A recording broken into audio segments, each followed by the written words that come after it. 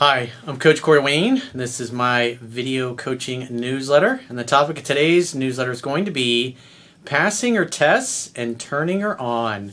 Well, I've got two really good email success stories that I want to share with you because obviously everybody loves good success stories. So the first one is a guy who's been following my work for I think it's about 3 years, and a couple of months ago he finally met what he considers to be a smoking hot unicorn style woman. And so he shares how they got together in their love story, how she asked him to be exclusive, and he says it's better than he could have ever imagined that it could be. Now the second email is a very detailed email. What I like with this guy is he just started following me a couple months ago, and he had this female friend of his. They've known each other quite a while, and he recently was able to move her into the Friends with Benefits category. So he shares a lot of things that she had said to him that communicated that she was trying to test him and to bluff and test his strength. So it's definitely worth your time to wait especially until I get to the second email, because he's got a lot of good things in there. He's got good comebacks and how he handled some of the pressure points, because obviously the topic of this video is how do you pass a woman's test when she's bluffing to test your strength and trying to screw with you? Right as the plane flies over, of course. So where I live now, there's an airport not too far away, and there's a lake, and the planes tend to circle around the lake, all of the student pilots. So I've been working on, I don't know if I shared this with you guys yet or not, but I'm working on 4 new books, and these books are just simply all of the quotes that I've written over the last 10, 12 years. I think each book's going to end up somewhere around probably 250, maybe more quotes in each one. And so kind of like I do in the YouTube videos, I read a quote and then I kind of freestyle a little bit. And the goal is just I'm mixing them all up from the whole 10, 12 years so you get a good mixture of everything. So my goal is to get the first one released sometime early in 2021. But it's interesting because I actually do my recording in the studio. My sound engineer actually comes to my place, and we've got really good equipment, good microphone and all. And it's nice being able to work at home and record this, but it's like when these fucking planes fly over, especially in the morning when they're real busy because the weather's not too choppy, you get 4 or 5 of these dudes flying around, and about every minute or so you got to stop and wait. And then obviously you got the international airport that just happens to vector some of the big planes over us at different times throughout the day. So it's always fun. So you're not going to hear any fucking trains here in these videos that I'm filming in my Orlando studio because I'm not near any railroad tracks. So it's, other than the planes, it's pretty damn quiet here. There's no fire station. You're probably not going to hear any sirens or any of that crap. So hope you guys enjoy it. So let's go through. I'm going to read this quote that I wrote, and then we'll jump right into the first guy's email. And the quote says, "A woman bluffs to test a man's strength. She often will feign disinterest in him or displeasure with his actions to see how he responds. A man who knows better responds with cockiness, playfulness, humor, humility, and an unattached demeanor that communicates that he understands what she is doing, but finds it cute and endearing. A woman is way more attracted to a man she can't push around or intimidate versus a guy who jumps through his butt to please her. Don't take a woman's test of your strength or attempts at intimidation as a slight or an insult, but instead use it as an opportunity to turn her on by your indifference and amusement. The key is responding with a smirk, a smile, some humor, something that communicates that, especially if she's saying something, that's kind of bullshit, she's just fucking with me, but she does it with a straight face because women do this. It's always best to respond with humor because, again, if you're the king of your kingdom, you've decided that all the fair maidens should have a good attitude and a playful attitude. They should be your joy, after all, when they come into your kingdom. We don't want any sourpusses in our kingdoms. We don't want any nasty fair maidens that might be fair and pretty to look at, but are just fucking hell on wheels to be around. So with that said, let's go to the first guy's email. Dear Corey, the magnitude of change, growth, and new experience your material has allowed me is beyond words. I've been devouring your work for the past 3 years. Now keep in mind, I always have the best success stories from guys that have read the book backwards and forwards multiple times, and that's what you're going to see here with this guy. These guys here, I never do phone sessions with them. They're just good students. They follow instructions, and they don't have any problems. He says, having read 3% Man 26 times, that's a lot. Mastering Yourself twice, and have watched your YouTube videos countless times, learning how to live life as a centered, spiritually balanced alpha male has been one of the greatest gifts I've ever received. Like many, a painful breakup with a remarkable woman brought me to your work. It's like most guys don't come to me because things are going well in their life. They're only open to read my book, my first book, 3% Man, or my second book, Mastering Yourself, when something has gone sideways in their life, which obviously you can read these at understandingrelationships.com. All you got to do is subscribe to the email newsletter. He says, I was able to apply the proper success principles, winning her back before it ultimately imploded. As many who get their exes back eventually see, some things are not meant to be. Very true. The resulting pain was a necessary leverage to apply your work in earnest. So notice what he's saying there. He got emotional leverage upon himself because he experienced a lot of emotional pain. And that, at the end of the day, is what motivates us. We do more to avoid pain than we'll do to gain pleasure.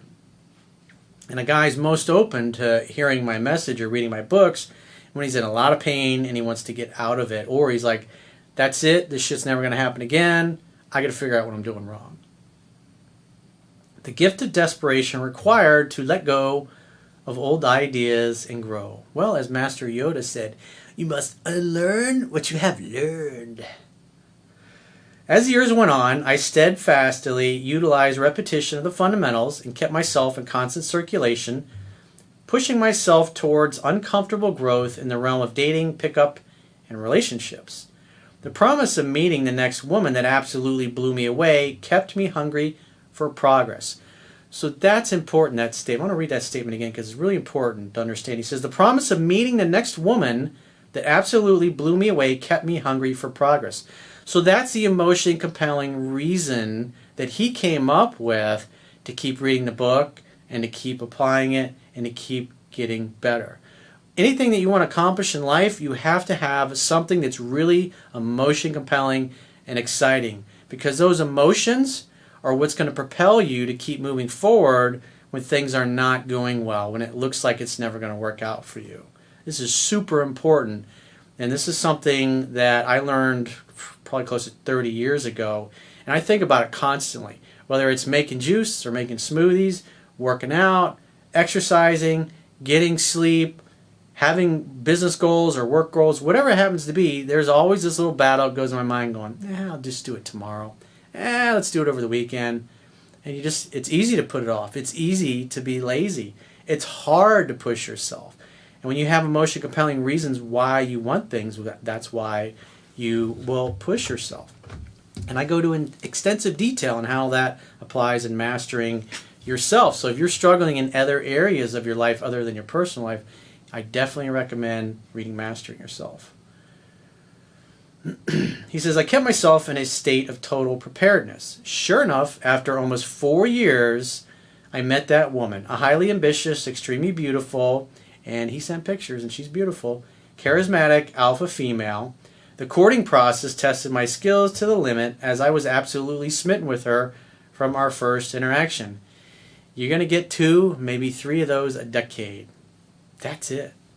Not a lot of those come along in your life where you just click from the get-go, and man, do they fucking hurt when you screw those up, because you know it's going to be probably several years before it happens again. He says, we clicked emotionally, mentally, spiritually, and physically.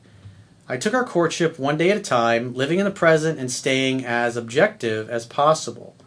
I had to navigate the waters of insecurity, doubt, and fears.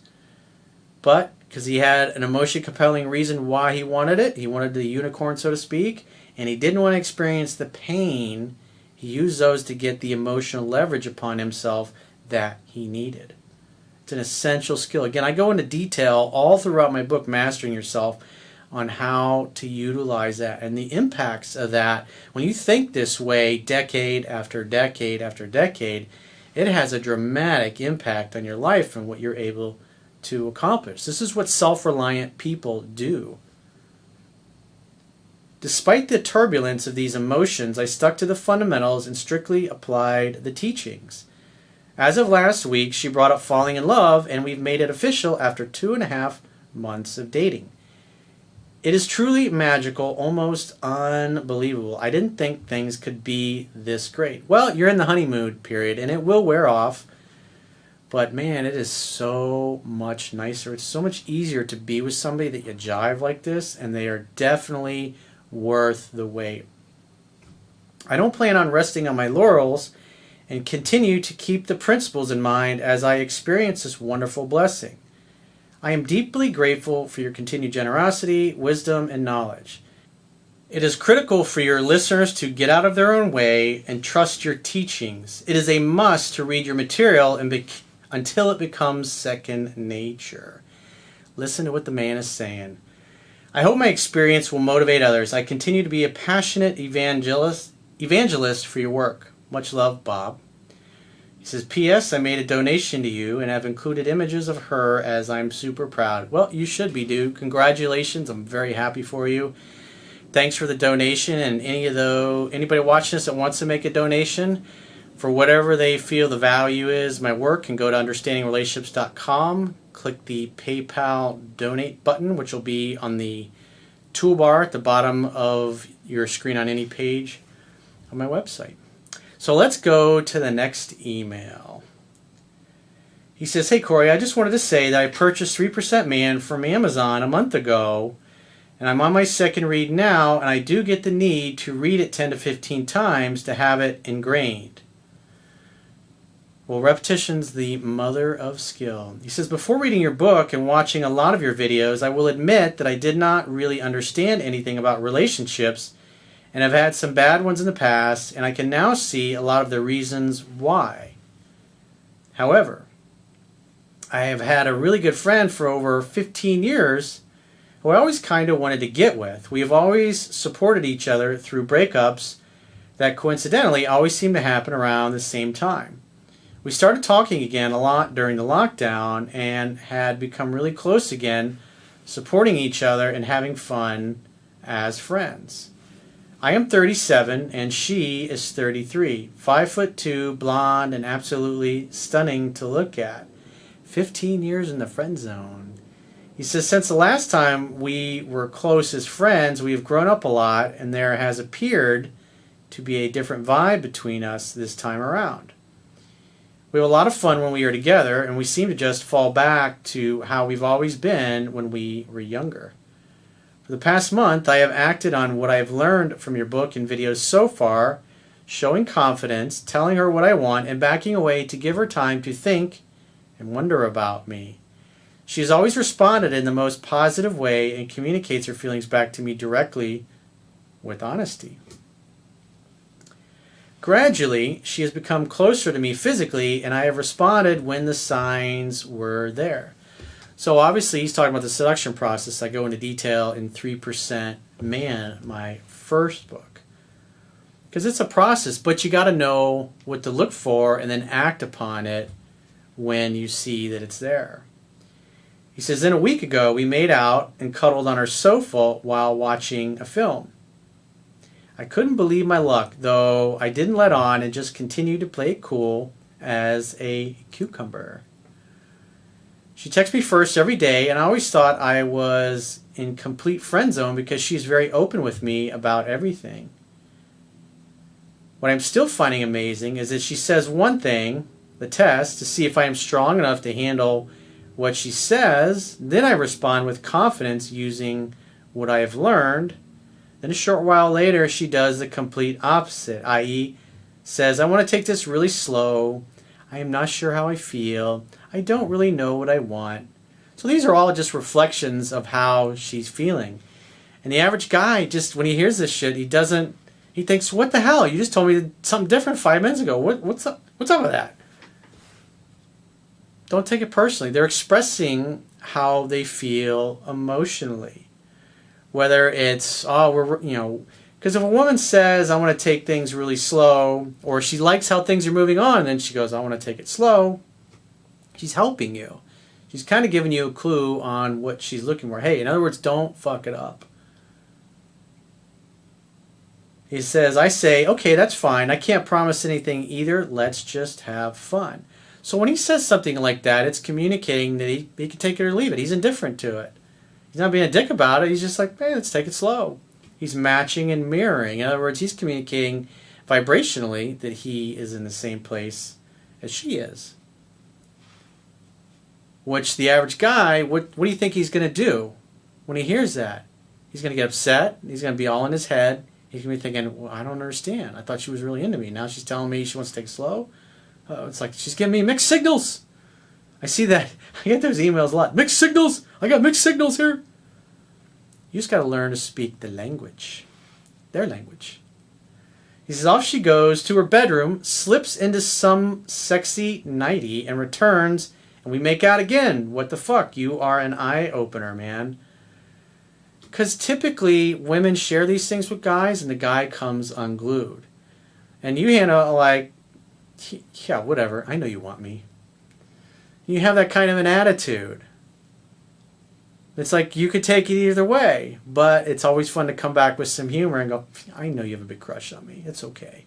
I have been harboring it for 15 years, but it's okay. He says, after kissing on the weekend, I took her to a theme park, Thorpe Park in the UK. Obviously, he's from the United Kingdom. I'm sure somebody's going, that accent sucks, Corey. It's not very good. Doesn't sound like anybody from the UK. We had an amazing day kissing in the queue line and acting like idiots together. That's always the best way to be, is acting like a fucking idiot with a girl who also acts like an idiot. There's a quote, I don't remember who said it, but it says something along the lines of, we don't quit playing because we grow old. We grow old because we quit playing. She asked me to send her pictures at the end of the day, and she received them when she got home and said that she thought we looked great together. Her texts since then have become more and more, until a couple of days ago we were having a day off from seeing each other. She messaged me loads of really cute messages all day, and I joked with her and played on her need to keep messaging me. See, he's being playful with her. I know you have a crush on me. I know. It's hard. It's difficult being a man like myself. It's just this good looking. I know. I'm hard to resist. But I appreciate the fact that you're trying to exercise some self-control. The more I played with her, the more she wanted me. The more I did it, the more it drove her literally crazy. She actually said, you were driving me crazy, but I wasn't doing anything, LOL.